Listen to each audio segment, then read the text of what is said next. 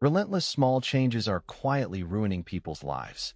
They call it Kaizen, the gospel of constant improvement. What sounds harmless becomes a daily grind of audits, tiny decrees, and invisible pressure. Comfort turns into a trap. Freedom is traded for efficiency, piece by piece. You'll see how small wins become control. You'll learn the red flags of Kaizen hell. You'll get 3 practical ways to push back and keep your sanity. Stay with me. This will change how you see productivity forever. Kaizen hell, when autopilot becomes a trap. Continuous improvement is a core management philosophy in many Japanese companies. It asks workers to seek small, daily improvements. Autopilot kills judgment. Tools like PDCA cycles, 5S, suggestion systems, standard work, and Jimbo walks are not neutral. They shape behavior and attention. When firms treat these tools as rituals rather than as means to learn, the daily grind becomes a machine that runs people instead of the other way around. Routines harden into rules. Short memos become commandments. Employees who once identified problems and proposed radical fixes find themselves confined to tiny adjustments that preserve existing structures. Scholars and case studies across manufacturing, healthcare, and service industries have documented how continuous improvement programs sometimes narrow the menu of acceptable changes, favoring safe, incremental moves that improve measured outputs but ignore deeper dysfunction. Creativity withers. Frustration grows. Autopilot shows up in predictable symptoms. Meetings filled with checkbox reports. Suggestion boxes used as performance quotas rather than genuine listening channels. Work standardized so tightly that frontline staff stop asking why and start executing how without thought. In hospitals and call centers, for example, lean initiatives focused on throughput can shift hidden labor onto nurses and agents, increasing stress while metrics look better. Fear replaces curiosity. Silence spreads. The cure requires deliberate design. Preserve time and resources for exploratory projects that pursue discontinuous improvements. Audit for checkbox behavior and punish theatrical compliance. Leaders must reward bold problem framing as much as small fixes and protect psychological safety so people report problems without fear. Balance process metrics with outcome measures. Small steps are powerful, but only when they supplement, not substitute, attention and judgment. Kaizen can free teams or trap them. The difference is whether people are allowed to think. Inside the invisible system, comfort disguised as progress. Workers cheer a new metric. A machine hums faster. The label improvement sticks instantly. Kaizen literally means change for the better, and its tools, 5S, PDCA cycles, Jimbo walks, are real, practical techniques used worldwide to cut waste and raise quality. These methods deliver visible gains. They also carry a quiet cost. Small changes accumulate. A reworked workflow that saves 10 seconds per unit sounds harmless. It encourages a tighter tempo. Supervisors lean in. Breaks shrink without a memo. In many automotive plants, continuous improvement events speed assembly lines while shop floor staff report less downtime and higher stress. Hospitals use checklists that reduce errors but can also reduce autonomy for nurses, turning expert judgment into procedural compliance. Suggestion systems and quality circles create the impression that everybody has a voice. In practice, the voice often becomes a tool to extract more output. The result is comfort disguised as progress. Tidy floors, slick charts, exhausted people. The system hides behind incrementalism. Each tweak is framed as harmless and reversible. Metrics improve. Pride swells. No single change looks sinister. Yet the edits are cumulative. Standardized work narrows decision-making. 5S makes everything visible and easily audited. Visibility becomes surveillance when used to enforce ever tighter standards. Managers point to checklists and scorecards as proof that improvement equals well-being. But a scorecard rarely captures fatigue, cognitive load, or the quiet erosion of skill variety. That trade-off matters. It is not an academic point. Stories of burnout and even karoshi in Japan, deaths linked to extreme overwork, illustrate the stakes when optimization overrides human limits. You can spot the trap with practical questions. Does every process change include a well-being impact review? Is there a cap on how many Kaizen events an individual is expected to support in a month? Are improvements measured only by throughput and defect rates, or also by recovery time, musculoskeletal load, and psychological safety?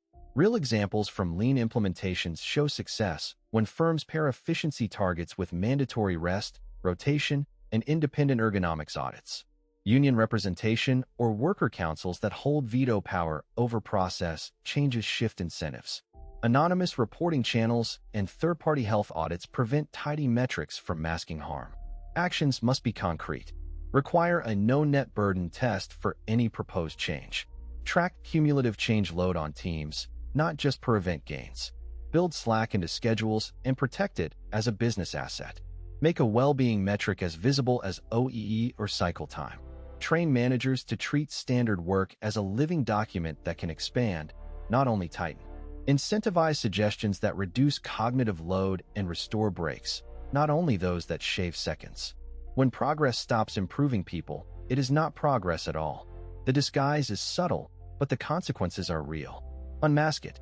Friction or fuel, non-negotiable habits that forge identity. Decades of behavioral research reveal a brutal truth. Tiny repeated actions shape identity far more than grand promises. The brain does not buy slogans. It catalogs patterns. Habits create a cascade of evidence that your mind reads as this is who first am. Start there. Accept it. Friction is the silent saboteur. It lives in convenience and soft excuses. Fuel is the opposite, deliberate scaffolding that nudges you toward the person you want to become. Make unwanted behaviors inconvenient. Charge your phone in another room. Log out of social apps. Put the snacks on a high shelf. Do the opposite for what matters. Leave your workout clothes where you can see them. Keep a notebook on your nightstand. Small environmental changes are not theatrical. They are strategic. They shape automatic choices. Use proven techniques. Implementation intentions. The simple, if this happens, then first we'll do that script. Increases follow-through across many studies.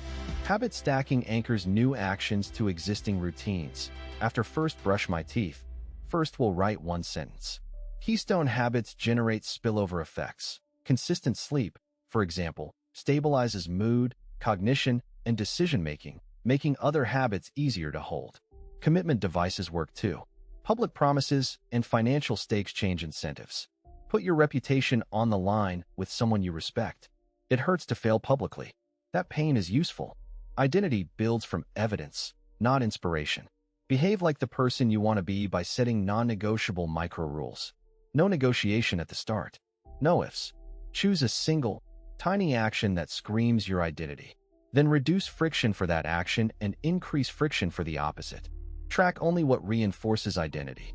Keep the measurement simple so it does not become another excuse. Review with honesty. Adjust with compassion. This is personal. It feels raw. Failure will sting. But small consistency rewires the narrative you tell yourself. One consistent act becomes a claim. First, I'm someone who shows up. Pride follows. Momentum follows. Do not outsource your identity to convenience. Build it deliberately, with friction used as cover and fuel used as rocket. Collapse-proof routines. Build resilience. Kill drift. A single missed step can topple months of steady work. In critical environments, from factory floors to hospital wards, routine failures propagate quickly, and simple, repeatable practices are what stop them. Checklists, visual controls, stop-the-line authority, and standardized work are not bureaucratic fluff. They are distributed memory systems. They catch human fallibility before it becomes a system collapse. Turn daily cadence into a defensive wall. Start each shift with a 5-minute pre-flight, a rapid walkthrough that checks key metrics, critical equipment, and safety lines. Use a visible board that shows only the 3 things that must be right this hour. Make ownership explicit. Name one person who signs off aloud. Short, brutally simple. It prevents drift because it creates a ritual that surfaces anomalies immediately. Design micro-routines that are impossible to ignore. Hook-yoke devices that physically prevent a wrong assembly, color-coded lines that show where tools belong, and end-in systems that let any operator halt a process are examples that work across contexts. In surgery, the checklist forces teams to speak the same language and confirm essentials before incision. In software, automated pre-commit tests act like checklists for code quality. The principle is the same. Move critical checks out of memory and into the environment. Create escalation paths that don't wait for permission. When a routine uncovers an issue, have one clear next step written down. If machine vibration exceeds threshold, stop it and tag it. If a patient's vitals deviate, call the rapid response lead and document the response on the board. Repeatable contingencies remove the hesitation that kills response time. They convert panic into procedure. Kill process drift by measuring patterns, not just outcomes. Track how often the pre-shift checks were completed and why they were missed. Audit the audits and rotate observers so complacency can't settle in. Use short feedback loops. Fix what breaks the routine within the next shift, not next month. Celebrate the people who find problems. Then use their discoveries to tighten the routine. Train the routine until it becomes reflex. Run role plays and stop the line drills. Simulate small failures regularly, so teams rehearse the immediate responses without real danger. Make the right action the easiest action. When people know precisely what to do, they act fast and correctly. That speed is resilience. Finally, automate where it amplifies reliability and keep human steps for judgment. Sensors, threshold alarms, and automated checklists reduce noise. Humans then focus on the anomalies that require creativity. Routines, when well-designed, don't replace human care. They free it to solve real problems. Build them with simplicity, enforce them with visibility, and defend them with continuous small improvements. Flip the switch from small gains to relentless momentum. When a single worker pulls the end-in cord at Toyota, the entire line stops until the problem is fixed. Panic follows, but so does tangible change. That deliberate halt is not chaos. It is a precise mechanism to flip small observations into immediate corrective action. The idea is simple. Empower anyone on the front line to interrupt status quo, force investigation, and create solutions that stick. Turn everyday frustrations into program triggers. Daily huddles that last 10 minutes can reveal the same recurring friction that eats hours every week. Micro-experiments should be the norm. Try a tweak, measure, learn, and either adopt or abandon. Use PDCA, plan, do, check, act as the operating rhythm. Visual controls and signals, boards, lights, and digital dashboards make invisible waste visible. The and cord is a literal example. In office work, a red card or a paused pipeline can serve the same function. Small wins compound when they're captured and amplified rapidly. Give authority, not permission. Frontline workers must be able to act without bureaucratic approval cycles. That's where relentless momentum is born. Create escalation pathways that shorten decision time from days to minutes. Run focused Kaizen events, rapid improvement workshops that concentrate on one pain point until the fix holds. Apply Pokayoke principles to prevent repeat errors. Design the work so it's hard to do wrong. In healthcare, checklists and surgical timeouts are the equivalent of Pokayoke. They stop preventable mistakes and force teams to act before proceeding. Scale the engine across functions. In software, feature flags and continuous deployment turn tiny improvements into a steady stream of value. In customer service, daily review loops on recurring complaints turn patterns into permanent fixes. Use Jimbo walks, not as inspections, but as listening sessions where leaders observe and remove obstacles. Celebrate and document every improvement so knowledge spreads. Reward contribution, not just ideation. The person who implements the fix should be visible. Measure the right things. Shift focus from output vanity metrics to lead indicators that reflect flow and friction, cycle time, handoff delays, and rework frequency. Automate mundane improvements where possible. Automation locks in gains and frees human creativity for harder problems. Rotate improvement champions so momentum doesn't depend on a single zealot. Institutionalize rituals, short stand-ups, visible metrics, rapid retrospectives, so the culture sustains acceleration even when people change. Momentum can breed its own resistance. Complacency creeps back when small wins are treated as islands. Counter that by making escalation inexpensive and celebrating escalation itself. The true switch is cultural. When stopping the line feels like protecting quality, not being a troublemaker. Act quickly. Keep the cadence high. Relentless momentum becomes inevitable when small gains are built into the organization's nervous system. What if the tiny comforts you chase are slowly suffocating you? Kaizen hell isn't about progress. It's about endless tweaks that trap you in perfectionism, surveillance, and burnout. It starts as helpful routines. Then it becomes constant optimization, social pressure, fear of standing still. What seemed efficient strips away creativity, dignity, and time. It bankrupts mental health while metrics glow green. You are not weak for noticing it. You are awake. That feeling in your gut? It's a warning. If you've ever measured your worth by small wins, you've been inside the trap. You're not alone. We feel that anger. We feel that fear. And we can act.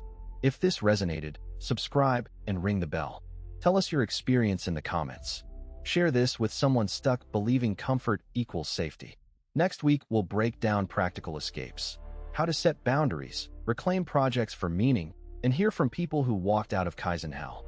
Don't let quiet efficiency become your prison. Choose breaks over burnout. Choose purpose over metrics. Go take that first step.